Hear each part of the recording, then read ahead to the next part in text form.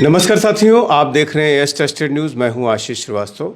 कल विश्व हृदय दिवस है और ज़्यादातर आप देख रहे हैं कि तमाम वीडियोज़ आते हैं जो कि अचानक से लोगों को हार्ट अटैक हो रहा है और उनकी डेथ हो जाती है। अपने हृदय को कैसे स्वस्थ रखें, और इसमें कई चीज़ें ऐसी भी हैं। जो एक मशहूर डॉक्टर थे, उनकी भी अपने ही अस्पताल में हार्ट अटैक हो जाता है और उनकी डेथ हो जाती है। वो कार्डियो के ही डॉक्टर होते हैं।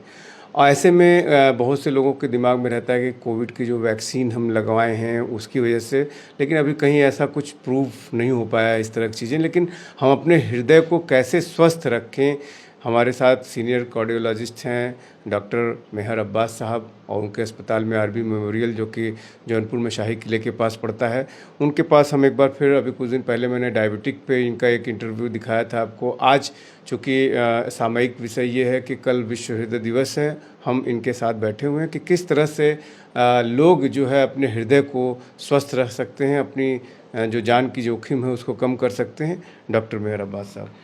नमस्कार दोस्तों, मैं doctor Mehar Abbas, senior consultant cardiologist and diabetes reversal coach. मेरा एक हॉस्पिटल है, शायद आप जानते होंगे, जो खोवा मंडी में स्थित है, RB memorial multi super speciality hospital के नाम से। और ये शाही किला रोड पे है और इस जो लैंडमार्क है वो 400 चौराहा है। तो इस हॉस्पिटल में विगत 20 वर्षों से मैं एज ए कार्डियोलॉजिस्ट सेवाएं दे रहा हूं। और इस हॉस्पिटल की जो सबसे बड़ी चीज़ है कि ये हम लोग नॉलेज नहीं देते आपको, हम आपको सॉल्यूशन भी देते हैं। तो इसी कड़ी में आज हम आपके पूर्व संध्या पे वर्ल्ड हार्ट डे के, जो आजकल आप लोगों ने मीडिया में भी देखा होगा, न्यूज़ में देखा होगा, बहुत सारे सोशल मीडिया पे आपने ये चर्चाएं देखी होंगी कि बहुत सारे इवेंट सेलिब्रिटीज़ हैं, उनमें हार्ट अटैक हो जा रहा है, जो कि नौजवान हैं, जिनकी फ़िटनेस बहुत अच्छी है, रोज़ाना जिम जाते हैं, उसके बावजूद उनको हार्ट अटैक हो जाता है। तो इन सेलिब्रिटीज़ में बहुत सारे सेलिब्रिटीज़ की ऐसी सूची है जिनको कुदरत ने एक मौका दिया और वो बच जाते हैं। तो उसी सेलिब्रिटीज़ में सैफ अली ख़ान आते हैं, क्योंकि इनको भी हार्ट अटैक होता है, मगर कुदरत ने इनको एक मौका दे दिया और ये बच गए। और दूसरे जो सेलिब्रिटीज़ की सूची है, उसमें सिद्धार्थ शुक्ला जी को कोई नहीं भूल सकता। उनको हार्ट अटैक आता है, मगर कुदरत ने उनको दोबारा जीने का मौका नहीं दिया और उनको नहीं बचा पाए। खाली सेलिब्रिटीज़ ही नहीं, बहुत सारे ऐसे यंग डॉक्टर्स हैं जिन्होंने इस धरती को, इस दुनिया को अलविदा कह दिया इस हार्ट अटैक की वजह से। तो और एक आपको सिर्फ ये नौजवानों में या जो आपके 30 से 40 साल के एज ग्रुप के लोग हैं, उनमें ही ये हार्ट अटैक नहीं आ रहा है, बल्कि आपने बहुत ही रिसेंटली सुना होगा, उमर शेख नाम का एक चाइल्ड जो है टीवी एक्टर था, जो कि पाकिस्तान से बिलोंग करता था, उसको भी हार्ट अटैक हो गया और वो जो है ख़त्म हो गया। तो आज मैं इसकी आपको रिसर्च बेस्ड और साइंटिफिक जानकारी मैं आपको दूंगा कि ये जो हार्ट अटैक्स होते हैं, इसके साइलेंट किलर्स क्या हैं और उन साइलेंट किलर्स को किन जांचों की मदद से वक्त रहते हम लोग पता कर सकते हैं और उस पे हम लोग क्या मैनेजमेंट कर सकते हैं, क्या उसका लाइन ऑफ ट्रीटमेंट हो सकता है। तो इस पे पूरी दुनिया के साइंटिस्ट ने इस पे रिसर्च किया और रिसर्च करने के बाद इसमें अभी तक जो है इसी टॉपिक पे 3 स्टडीज़ आई हैं, जिसमें जो पहली स्टडीज़ है वो फिलीपींस की है। तो फिलीपींस की स्टडी ये कहती है कि जो लोग यंग हैं, जवान हैं, उनमें जो हार्ट अटैक देखा गया वो 30% केसेस फिलीपीन में स्टडीज़ में आया है कि जो लोग नौजवान हैं, जो फिट हैं, जो हर तरह का से मेडिकली फिट हैं, उनमें ये हार्ट अटैक देखा गया। उसके बाद जो दूसरी स्टडी आती है वो है कनाडा की, और इस कनाडा की स्टडी जो कि रिसर्च बेस्ड है, जो साइंटिफिक है, उसमें ये आया कि जो 6% ऑफ यंग हैं और जो मेडिकली फिट हैं उनमें हार्ट अटैक देखा गया। और जो थर्ड स्टडी बहुत ही रिसेंट है वो यूएसए में हुई और उसमें ये आया कि जो 5% से थोड़ा कम लोग हैं वो जो हैं ये नौजवान हैं और वो लोग जो हैं मेडिकली फिट हैं, उनमें भी हार्ट अटैक के केसेस देखे गए। तो क्वेश्चन ये होता है, ये स्टडीज ने ये तो बता दिया कि कितने % लोग इससे अफेक्टेड हैं, मगर वो कौन सी ऐसी चीज़ है, वो कौन से ऐसे साइलेंट किलर हैं जो ये हृदयघात हार्ट अटैक कर रहे हैं। तो इसमें जो है उन लोगों ने, उन साइंटिस्ट ने इसको 2 ब्रॉड ग्रुप में डिवाइड किया। तो पहला ग्रुप जो है वो है ओबेस, मेडिकली फिट, और एक जो ग्रुप है वो है आपका जो है थिन एंड लीन, और वो जो है मेडिकली अनफिट। यानी वो जो है लीन एंड थिन तो हैं मगर वो मेडिकली अनफिट हैं। इन्हीं दोनों कैटेगरीज पे इन लोगों ने स्टडीज की और उसका जो प्रमुख कारण उन लोगों ने बताया, वो प्रमुख कारण बताया मेटाबॉलिक सिंड्रोम।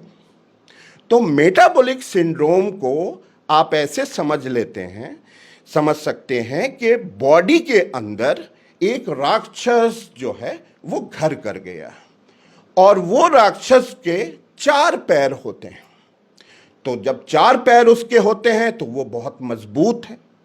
उसके अगर आप एक एक पैर को काटते जाएंगे तो वो कमजोर हो जाएगा और एक दिन वो खत्म हो जाएगा। तो राक्षस का जो पहला पैर होता है वो होता है ओबेसिटी, जिसको हम लोग मोटापा कहते हैं। जब आपकी बॉडी में फैट ज़्यादा परसेंटेज ज़्यादा हो जाती है, मसल परसेंटेज कम हो जाती है और आपकी बीएमआई जो है वो 25 से ज़्यादा हो जाती है, तो उसमें क्या होता है कि आपका जो बेली जो है, बेली में फैट आ जाती है, आपके पूरे शरीर में फैट आ जाती है, तो उसको हम लोग ओबेसिटी कहते हैं और ये राक्षस का पहला पैर होता है। और दूसरा पैर आपका ये होता है कि उसमें डायबिटीज हो जाती है।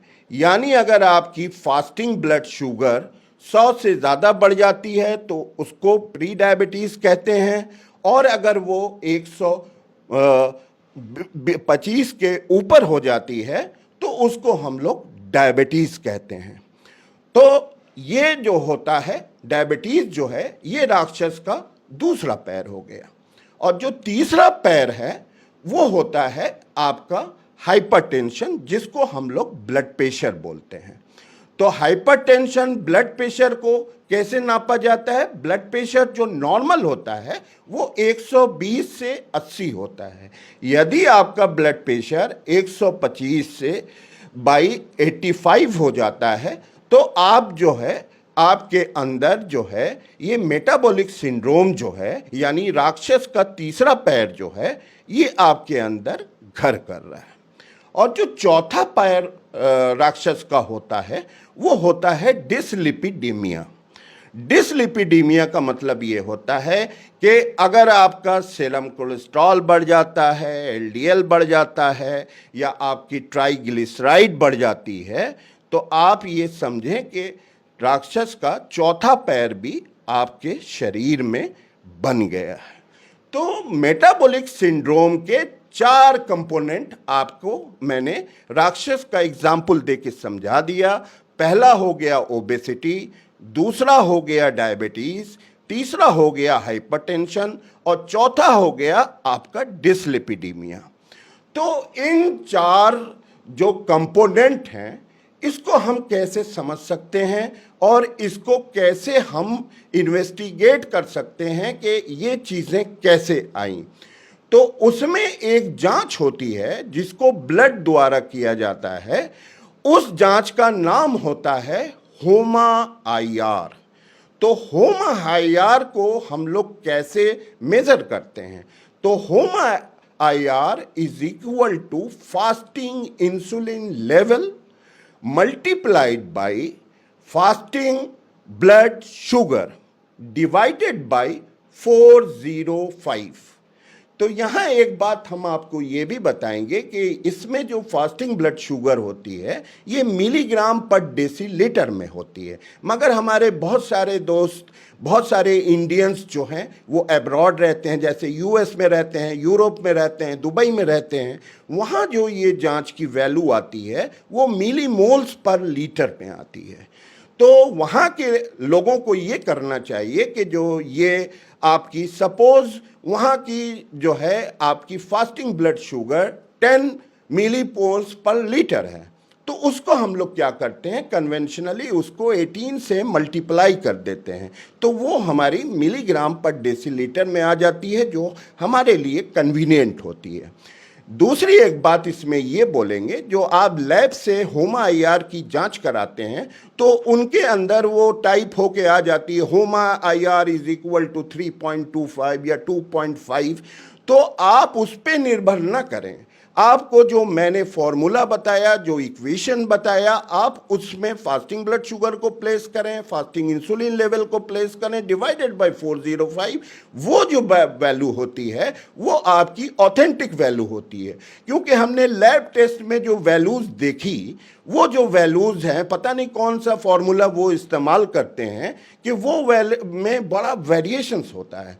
तो आप लोगों से यही कहेंगे कि आप इस फॉर्मूले पे रख के आप स्वयं कैलकुलेट करके उसको देख सकते हैं। दूसरा जो कंपोनेंट होता है वो होता है, जो उन लोगों ने, रिसर्चर्स ने बताया, वो होता है इन्फ्लामेशन।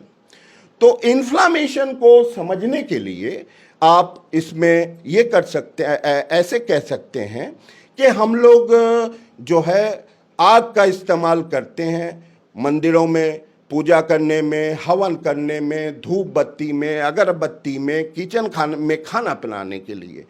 तो ये जो हम लोग आग का वो करते हैं तो ये कस्टमाइज्ड होता है, मानी हम जो इसको यूज़ करते हैं तो वो आग जो है इसका डिलेटेरियस इफेक्ट भी हो सकता है बॉडी में। इसमें अगर बहुत ज़्यादा इसको अनयूजुअल तरीके से हम इस्तेमाल करें तो ये जो आग है पूरी घर को भी जला के राख कर सकती है। तो इन्फ्लामेशन भी इसी तरह से है, ये आपकी बॉडी को जला के राख कर सकती है अगर ये अनकंट्रोल्ड वे में हो। तो इसके लिए आपको जो इन्फ्लामेशन होता है इसको अगर आप समझें तो इसका जो है बॉडी के अंदर बहुत ही प्रोटेक्टिव रोल होता है, बहुत ही हीलिंग इफेक्ट इसका होता है। मगर ये जब ज़्यादा हो जाता है तो ये क्या करता है कि ये आपकी बॉडी पे बहुत डिलेटेरियस इफेक्ट डालता है। तो इसको जिस फॉर्मूले से हम लोग इसको समझ सकते हैं, वो जो फॉर्मूला या इन्वेस्टिगेशन कहिए, वो जो इन्वेस्टिगेशन होता है वो बहुत बेसिक इन्वेस्टिगेशन होता है जिसको ESR बोला जाता है, एरिथ्रोसाइट सेडिमेंटेशन रेट। और दूसरा जो इसका होता है उसको हम लोग बोलते हैं CRP, यानी सी रिएक्टिव प्रोटीन। इससे इन्फ्लामेशन का बॉडी में पता चलता है। तो आप इसको इन्फ्लामेशन को ऐसे समझ सकते हैं कि अगर आग और सूखी घास को दोनों को अगर कंबाइन कर दिया जाए तो उसका जो है बहुत डिलेटेरियस इफेक्ट होता है, वो आग हमारे लिए बहुत ही डेंजरस हो सकती है। उसी तरह से अगर मेटाबॉलिक सिंड्रोम और इन्फ्लामेशन दोनों आपस में हाथ मिला लेते हैं तो इसका जो है बहुत ही डिलेटेरियस इफेक्ट होता है। तो मैंने आपको बताया जो दो प्रमुख साइलेंट किलर हैं इन हार्ट अटैक को कॉज करने के लिए। अब हम आपको इसके बारे में बताते हैं कि होमा IR की वैल्यू कितनी होनी चाहिए और उससे हमें कैसे पता लग सकता है। तो होमा IR की जो नॉर्मल वैल्यू होती है वो होती है 1.5। तो अगर आपकी बॉडी में होमा IR जो है 1.5 है तो आप नॉर्मल हैं, आपको इस तरह के हार्ट अटैक नहीं पड़ सकते। दूसरी जो आपकी वो होती है वो मॉडरेट होती है, उसमें होमा IR की जो वैल्यू होती है वो 1.5 से 2 तक होनी चाहिए। अगर यदि आपकी 2 से ज़्यादा है तो आपके अंदर मॉडरेट हार्ट अटैक होने का रिस्क है। और तीसरा जो है, होमा आईआर की वैल्यू अगर जो है 2.5 से ज़्यादा है तो आपके शरीर के अंदर हार्ट अटैक होने की संभावना बहुत ज़्यादा है। तो इन वैल्यूज से आप इसको पता कर सकते हैं। दूसरे, मैंने आपको इन्फ्लामेशन के बारे में बताया, जो ईएसआर और सीआरपी से आप मेज़र कर सकते हैं। तीसरा एक चीज़ होती है जिसको हम लोग एबीआई इंडेक्स बोलते हैं, एंकल ब्रैकियल इंडेक्स। इसमें क्या होता है कि आपका ब्रेकियल आर्टरी का प्रेशर देखा जाता है और आपका पैरों में एंकल का प्रेशर देखा जाता है।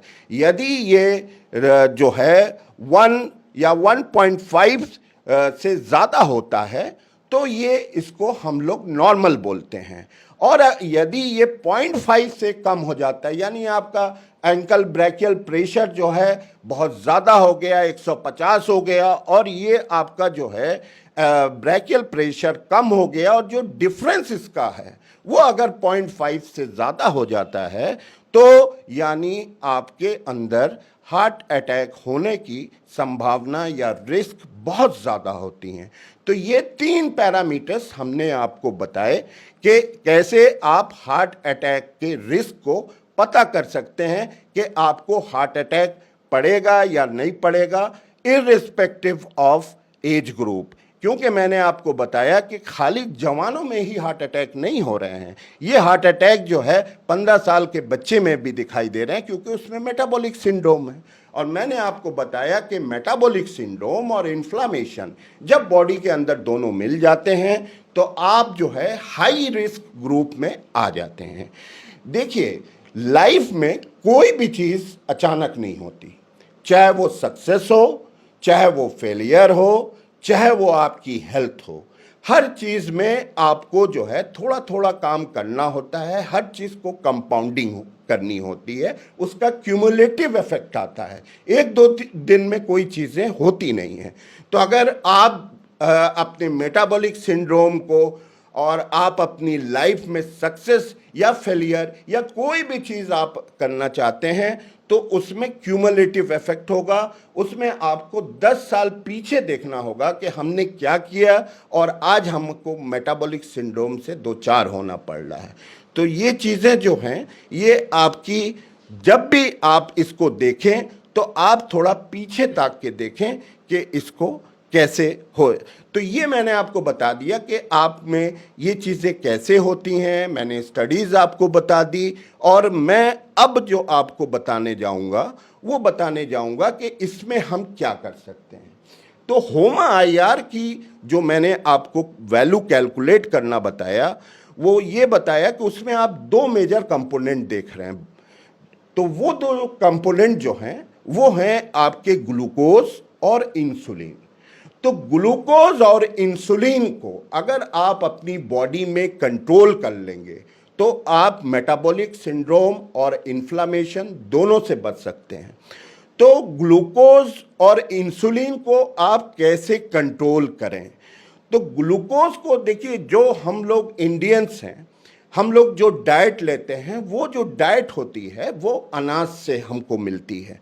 ठीक है, हम रोटी खाते हैं, सुबह से शाम तक हम रोटी खाते हैं, चावल खाते हैं, ब्रेड खाते हैं। ये सारी चीज़ें जो हैं ये इंसुलिन रेजिस्टेंस को भी बढ़ाती हैं, और आप जो है इससे जो है आपकी ब्लड शुगर भी बढ़ती है। और आप देखेंगे कि हर चौथे आदमी की ब्लड शुगर जो है बढ़ी हुई है और उसको डायबिटीज़ है। तो इसको जो आप कम करने के लिए आप ऐसा कर सकते हैं कि आप अपनी डाइट में से ग्रेन्स को हटा दें, यानी कार्ब्स को आप हटा दें। तो आपका ये सवाल होगा कि हम खाएं क्या? तो उसके लिए जो है आपकी न्यूटेक्सी कंपनी का कीटो आटा आता है, तो आप उसको में इस्तेमाल करें, क्योंकि आपको उसमें प्रोटीन भी मिल जाता है। 40% से ज़्यादा प्रोटीन होता है, उसमें 17% जो होती है वो फैट होती है, और उसमें जो आपके जो है फाइबर भी होते हैं, क्योंकि फैट का भी होना ज़रूरी है, क्योंकि वो कॉन्स्टिपेशन नहीं होने देता। वो आपके मोशन को, फाइबर का भी यही काम होता है, वो आपके कॉन्स्टिपेशन नहीं होने देता। तो आप जो है ग्रेन्स हटा के उसको कर लें। दूसरी चीज़ जो आप इसमें कर सकते हैं वो ये कर सकते हैं, जो आपको इन्फ्लामेशन को अगर बॉडी में करना है तो आपको फास्टिंग करना होगा। यानी आप 12 आवर्स की आप फास्टिंग करें। जैसे आप रात में 8 बजे कुछ खाते हैं तो सुबह 8 बजे आप फिर खाएं, फिर आप 6 घंटे बाद यानी 2 बजे आप लंच करें, फिर रात में 2 बजे जो है रात में 8 बजे आप फिर कुछ खा सकते हैं, मगर इसके बीच आप कुछ नहीं खाएंगे क्योंकि ये एपिसोड ऑफ ईटिंग के खिलाफ होता है। एक मूंगफली का दाना भी अगर खाते हैं तो वो भी अगेंस्ट एपिसोड ऑफ ईटिंग होता है। दूसरा काम जो आपको करना है वो ये करना है कि आपको जो है अनकुक्ड वेजिटेबल्स लेना है। तो अनकुक्ड वेजिटेबल्स जो है वो आप सैलेड के रूप में ले सकते हैं और आप अनकुक्ड वेजिटेबल्स ही खाएं। फ्रूट्स को आप हटा दें क्योंकि फ्रूट्स में शुगर होता है, और जो चीज़ें जो है लोगों का ये सवाल होता है कि फ्रूट से हमको विटामिन्स मिलता है, तो वो विटामिन्स आपको वेजिटेबल्स में भी मिलता है। वेजिटेबल्स में भी आपको फाइबर मिलता है, वेजिटेबल्स में भी आपको मैक्रोन्यूट्रिएंट माइक्रोन्यूट्रिएंट ये सारे मिल जाते हैं। तो आप वेजिटेबल का यूज़ करें क्योंकि उसमें शुगर नहीं होती, क्योंकि अगर शुगर होगी तो वो फिर आपका जो है इंसुलिन बढ़ाएगी, ब्लड शुगर बढ़ाएगी और उससे मेटाबॉलिक सिंड्रोम जो है वो बढ़ जाएगा। और जो तीसरा काम आप करें कि आप एल्कलीन वाटर का इस्तेमाल करें। आपने देखा भी जो है एल्कलीन वाटर सेलिब्रिटीज लोग भी इस्तेमाल कर रहे हैं, तो उससे क्या होता है कि आपका चेहरे का ग्लो बढ़ता है, आपकी एजिंग जो है वो नहीं होती। दूसरी चीज़ ये कि उसमें जो है फरोज आपके फेस पे नहीं आते। और तीसरा एक एडवांटेज और होता है कि उसमें 6 मिनरल्स होते हैं, जो कि आपका न्यूटेक्सिक अल्कलाइज़र भी आता है, आप उसको यूज़ कर सकते हैं।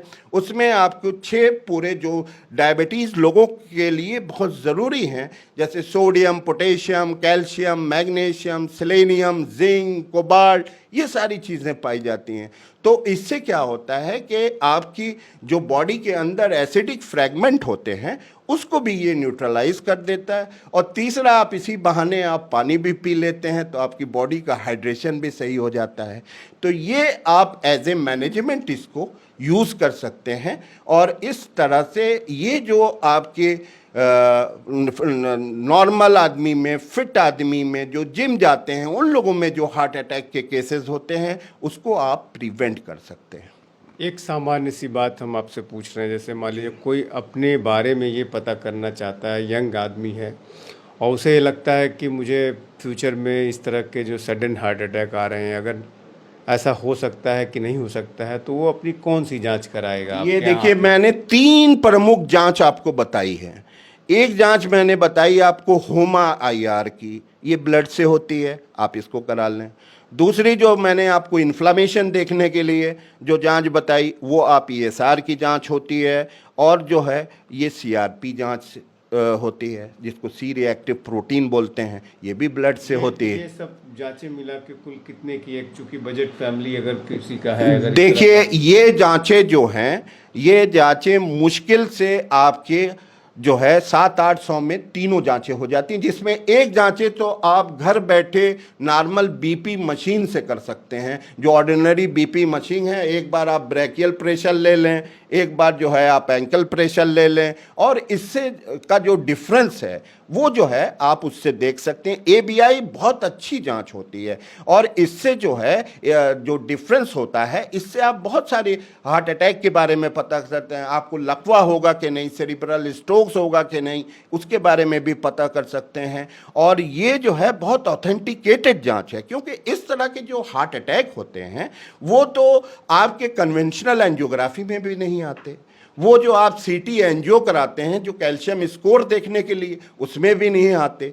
तो ये जो है बहुत अच्छी जांचें हैं, और इसी से आपको ये हार्ट अटैक के बारे में पता चल सकता है। और पूरी दुनिया में इन 3 जांचों के अलावा कोई चौथी जांच इस बारे में नहीं है, जिससे आप इससे पता लगा सकते हैं, अंदाज़ा लगा सकते हैं। और एक अभी स्टडीज़ भी आई है कि जो ABI जांच के लिए जो हम लोग एंकल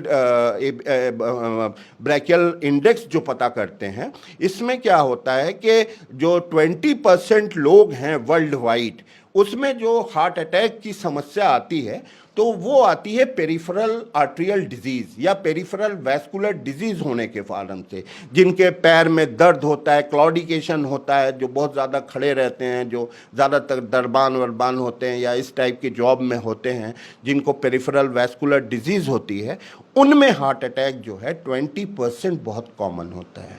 और दूसरी एक स्टडीज़ अभी और आई है, जो आपको मैंने पाकिस्तानी टीवी एक्टर जो चाइल्ड टीवी एक्टर था, उसके लिए है कि ये 10 साल के बच्चों में भी हार्ट अटैक दिखाई दे रहा है। तो आप देख सकते हैं कि किस तरह से डॉक्टर साहब बहुत ब्रीफ करके बता रहे थे, और डॉक्टर साहब कैसे बता रहे थे कि 1000 रुपये से के तक में जो है जांच करा के आप जान सकते हैं कि आपकी जो शारीरिक स्थिति है वो क्या कभी सडन अटैक का सामना आप करना आपको पड़ सकता है या नहीं। ये डॉक्टर साहब किस तरह से इसको इजी शब्दों में अपने बता रहे थे। और विश्व हृदय दिवस पे स्वस्थ रहने के लिए हम डॉक्टर साहब से पूछेंगे, चूँकि स्वस्थ रहने के लिए व्यायाम और सारी चीज़ें होती ही हैं और लगभग लोग जानते ही हैं, लेकिन करता कोई नहीं है। लेकिन एक छोटा सा हम डॉक्टर साहब से जानेंगे कि क्या करना चाहिए। कल से अपने संकल्प लें लोग कि कल। देखिए, सबसे पहली चीज़ मैंने आपसे बताई थी कि लाइफ स्टाइल को अपनी दुरुस्त करें। लाइफ स्टाइल आपकी दुरुस्त होनी चाहिए। दूसरी जो मैंने आपको बताया, 7 आवर्स की स्लीप होनी चाहिए। तीसरी चीज़ ये कि मूवमेंट ऑफ द कोर, जो आपकी स्ट्रेचेबल एक्सरसाइज मैंने बताई, जो योगा वगैरह है, मेडिटेशन है, वो आप करें। मेंटल और इमोशनल हेल्थ में आप सुधार करें। अपना स्क्रीन टाइम मोबाइल का कम करें, और जो है आप लाइट बिल्कुल न जलाएं अपने बेडरूम में, क्योंकि अगर आप लाइट जलाते हैं तो आपको साउंड स्लीप कभी नहीं आ सकती।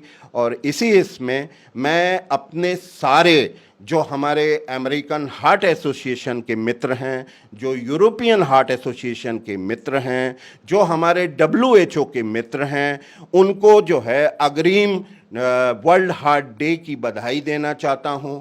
और मैं जो हमारे जौनपुर के हमारे सारे भाई कोलीग्स, हमारे जौनपुर जनपद की जनता, हमारे जौनपुर ज़िले की जनता, उन लोगों को भी वर्ल्ड हार्ट डे की अग्रिम बधाई मैं तहे दिल से देना चाहता हूं। और ये चाहता हूं कि आप लोग जो है प्लीज़ प्लीज़ प्लीज़ अपनी लाइफ स्टाइल को सुधार लें, और ताकि आपको इन तरह की चीज़ें आपको भविष्य में ना हों। यही मैं भगवान से कामना करता हूँ। तो डॉक्टर साहब कैसे बता रहे थे लोगों के लिए कि किस तरह से अपने हृदय को, अपने पूरे शरीर को आप स्वस्थ रख सकते हैं। इसी तरह की जानकारी हम आपको लेते रहेंगे जब जब इस तरह की चीज़ें होती रहेंगी। हम डेज आते रहेंगे। उसके अलावा भी हम डॉक्टर साहब से अच्छी अच्छी जानकारियाँ निकालने की कोशिश करेंगे। AS ट्रस्टेड न्यूज़ के लिए आशीष श्रीवास्तव, जौनपुर।